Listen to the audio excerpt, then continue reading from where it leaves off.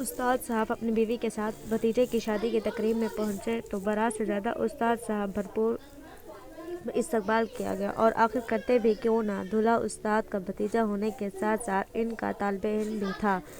سبھی کہتے تھے خدا نے آپ کی شخصیت میں عجیب کشش رکھی ہے، جو بھی طالب علم آپ سے پڑھ لیتا ہے وہ ہمیشہ آپ جیسا بننے کی خواہش کرتا ہے، اور یہ سچ بھی تھا۔ استاد صاحب شہر کی بڑی جامعہ میں تدریس کے فرائض سر انجام دے رہے تھے۔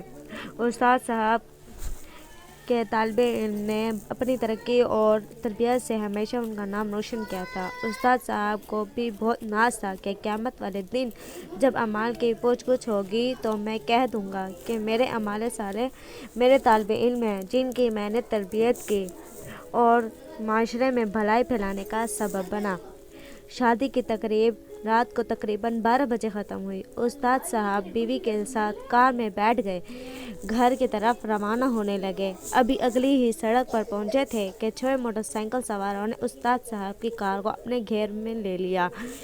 4 سوار موٹر سائیکل سے اتر کر کار کے سامنے آ گئے اور 2 موٹر سائیکل پہ ہی بیٹھے رہے۔ ایک نے استاد صاحب کی کن پٹی پہ پستول رکھی اور کہا، ابے او، باہر آ جاؤ اور آنٹی کو باہر آنے کو بول، اور جلدی، اور اگر کچھ گڑبڑ کی تو بھیجے میں ساری گولیاں مار دوں گا۔ استاد صاحب نے بیوی کو اشارہ کیا کہ وہ بیوی کار سے باہر آ جائے۔ ایک چور نے استاد صاحب کی تلاشی لی، جو کچھ ان کے مطلب کا تھا لے لیا، اور ایک چور نے ان کی بیوی کے سارے زیور زبردستی اتروا لیے۔ ایک سائیکل سوار پیچھے سے بولا، یار گاڑی بھی اچھی ہے، آج بڑا ہاتھ مارتے ہیں، چلو گاڑی بھی لے اڑتے ہیں، آخر کوئی ہمارا کیا بگاڑے گا۔ دوسرا چور بولا، ٹھیک ہے، پھر ان دونوں کو مار دیتے ہیں ورنہ ہم پھنس جائیں گے۔ ایک اور بولا، نہیں یار، ان کو باندھ کے سڑک کے دوسری جانب پھینک دو، سب کوئی کھول دے گا، ہم کیوں ان کو بے گناہوں کو مار کر کیوں اپنے گناہوں میں اضافہ کریں۔ استاد صاحب نے بولا، جو کچھ چاہیے لے لو، لیکن ہمیں کچھ نہ کرنا، میرے گھر میں چھوٹے بچے ہیں اور ہمارے سوا ان کا کوئی نہیں، خدا کا واسطہ ہم پہ رحم کرو۔ ایک موٹر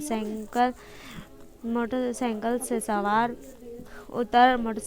سوار سے اتر کر بولا کہ تم لوگ سارا سامان اکٹھا کرو، میں ان کو باندھتا ہوں۔ جیسے ہی وہ استاد صاحب کے سامنے پہنچا تو زور سے بولا اور کہا، ارے یار، یہ تو میرے استاد ہیں، چھوڑ دو ان سب کو اور سارا کچھ یہیں پھینک دو۔ جو ہی سب نے اپنی ساتھی کی بات سنی، انہوں نے سب کچھ وہاں پھینک دیا اور بھاگ کھڑے ہوئے۔ استاد صاحب کی بیوی بولی، شکر ہے کہ آپ کی وجہ سے بچ گئے، ورنہ آج بہت نقصان ہو جاتا۔ استاد صاحب وہی زمین پہ کار کے ساتھ ٹیک لگا کے بیٹھ گئے۔ ان کے آنکھوں میں آنسو آ گئے اور ان کی بیوی بولی، آخر آپ کیوں رو رہے ہیں؟ ہمارا تو کوئی نقصان نہیں ہوا۔ استاد صاحب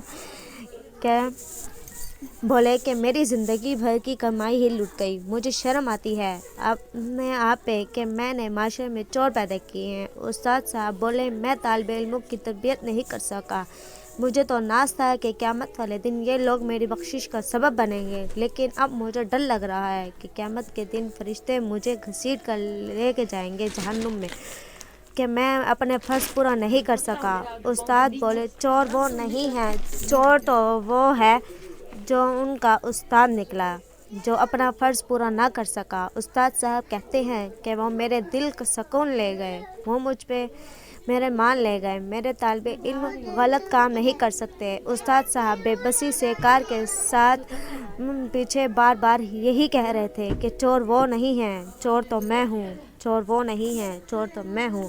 اللہ رب العزت اس امت کے استادوں کو ایسی فکر نصیب دے، آمین۔ دوستوں، اگر ہمارا چینل اچھا لگا ہو تو اس کو لائک اور سبسکرائب ضرور کیجیے گا، شکریہ۔